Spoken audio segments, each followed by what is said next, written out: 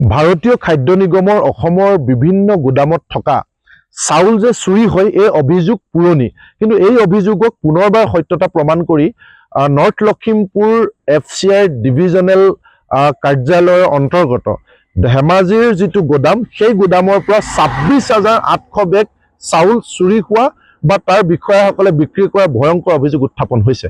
যি সময়ত অসম চৰকাৰ, অসমৰ মুখ্যমন্ত্ৰী বা ভাৰতৰ প্ৰধানমন্ত্ৰী নৰেন্দ্ৰ মোদী ডাঙৰীয়াই দুৰ্নীতিমুক্ত অসম বা ভাৰত গঢ়াৰ সপোন দেখুৱাইছে, যি সময়ত দুৰ্নীতি কৰা মানুহক বাঘৰ দৰে জঁপিয়াই কৰিম বুলি কৈছে, সেই সময়ত আচলতে এই দুখীয়া মানুহৰ মুখৰ ভাত FCI চাউল, বিনামূলীয়া চাউল যোগান ধৰা, সংৰক্ষণ কৰি ৰখা যি FCI গুদাম, সেই গুদামৰ পৰা সমবায় সমিতিৰ এজেণ্টবিলাকলৈ চাউল যোগান ধৰা হয় আৰু সেই চাউল গাঁৱৰ প্ৰতিগৰাকী দৰিদ্ৰ সীমাৰেখাৰ তলৰ ব্যক্তিক বিতৰণ কৰা হয়।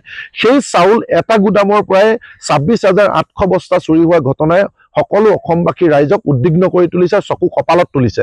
এতিয়া আপোনালোকে চাওক যে এই ঘটনা পোহৰলৈ আহিছে যোৱা নৱেম্বৰ মাহৰ শেষৰ ফালে, অৰ্থাৎ নৱেম্বৰ মাহৰ 30 তাৰিখৰ এটা প্ৰতিবেদনত এই কথা পোহৰলৈ আহিছে। ঘটনাটো কেনেকৈ সংঘটিত হ'বলৈ পালে?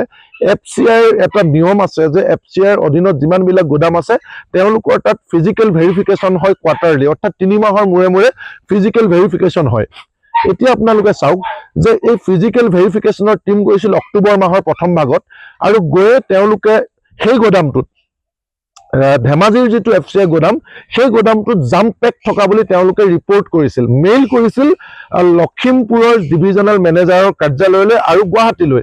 জাম পেক মানে হৈছে যে গুদামটোৰ পৰিৱেশটো ভাল নহয়, তাত সোমাই ভেৰিফিকেশ্যন কৰিব পৰাকৈ কোনো ধৰণৰ ব্যৱস্থা নাই, গোটেই জাম লাগি আছে। গতিকে সেই পৰিৱেশটোত যে ভেৰিফিকেশ্যন কৰিব নোৱাৰি, তাৰ কাৰণে এখন কমিটি বনাই সেই গুদামটোক তন্নকে জিৰ' ভেৰিফিকেশ্যন, ফিজিকেল ভেৰিফিকেশ্যন কৰিব লাগে বুলি কৈছে। অৰ্থাৎ গুদামটো জিৰ' কৰি, খালী কৰি এটা এটা বস্তা বাহিৰলৈ উলিয়াই তাত জিৰ' ফিজিকেল ভেৰিফিকেশ্যন কৰিলেহে প্ৰকৃততে তাত চাউল আছে নে নাই, বা কম আছে নেকি, বা কোনোবাই চুৰি কৰিছে নেকি, কমিছে নেকি, সেই কথাটো পোহৰলৈ আহিব বুলি ডিভিজনেল মেনেজাৰ লখিমপুৰ আৰু গুৱাহাটীৰ ক্ষেত্ৰীয় কাৰ্যালয়লৈ মেইল কৰিছিল। কোনে কৰিছিল? সেই যিটো ফিজিকেল ভেৰিফিকেশ্যন টিম গৈছিল। কিন্তু সেই গোটেই কথাটোক আচলতে তল পেলাই সেই ভেৰিফিকেশ্যন টিমটোক সাংঘাতিক ধৰণে হেঁচা প্ৰয়োগ কৰিছিল যে সকলো ঠিকে আছে বুলি তেওঁলোকে ৰিপৰ্ট দিব লাগে, কমপ্লেইন দিব নালাগে বুলি। কোনে সেই হেঁচা দিছিল?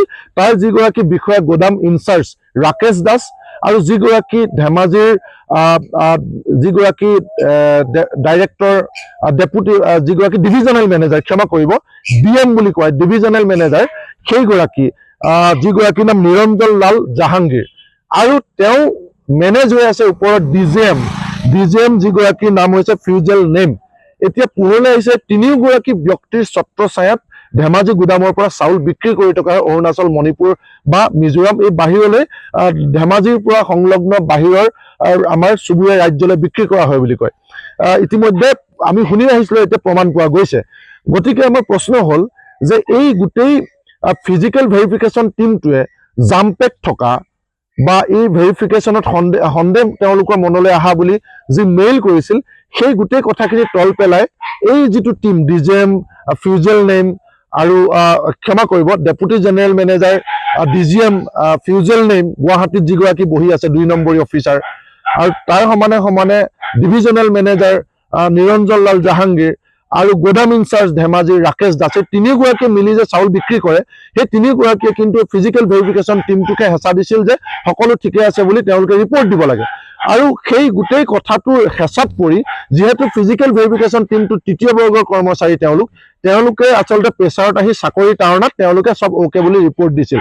তাৰপিছতো যেতিয়া তেওঁলোকৰ ৰিপৰ্টটোৰ ভিত্তিত চিনিয়ৰ টিম গৈ যেতিয়া ভেৰিফিকেশ্যন কৰিলে, তেতিয়া জিৰ' ফিজিকেল ভেৰিফিকেশ্যন কৰিলে, অৰ্থাৎ গোদাম খালী কৰি পৰীক্ষা কৰা হ'ল যে তাত সঁচাকৈ সেই ফিজিকেল ভেৰিফিকেশ্যন টিমটোৱে সন্দেহ কৰা ধৰণে তাত কিবা ঘটিছে নেকি।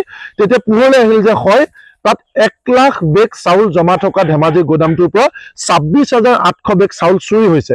এই গোটেই কথাটো পোহৰলৈ আহিলত তেতিয়া চিনিয়ৰ টিমে গুৱাহাটীৰ জেনেৰেল মেনেজাৰ মনোজ কুমাৰৰ নিৰ্দেশত ৰাকেশ কুমাৰকে ধৰি আন 6 গৰাকী, প্ৰথমে 5 গৰাকী আৰু যোৱাকালিৰ দিনটোত 2 গৰাকী, অৰ্থাৎ মুঠ 7 গৰাকী, 6 তৃতীয় বৰ্গৰ কৰ্মচাৰী প্লাছ 1 ৰাকেশ দাস, এই 7 গৰাকী লোকক চাকৰিৰ পৰা ছাছপেণ্ড কৰা হৈছে। এতিয়া প্ৰশ্ন হৈছে যে গোটেই চিণ্ডিকেটটোত চলে DGM ফিউজেল নেম আৰু ডিভিজনেল মেনেজাৰ নিৰঞ্জন লাল জাহাংগীৰ আৰু ৰাকেশ দাসৰ নেতৃত্বত এতিয়া সেই ৰাকেশ দাসক তাৰে ইনচাৰ্জ হিচাপে তেওঁক যিহেতু ছাছপেণ্ড নকৰাকৈ নোৱাৰে, গতিকে নিয়ম মাফিক তেওঁক ছাছপেণ্ড কৰি এই যে ডিভিজনেল মেনেজাৰ নিৰঞ্জন লাল জাহাংগীৰক ৰেহাই দি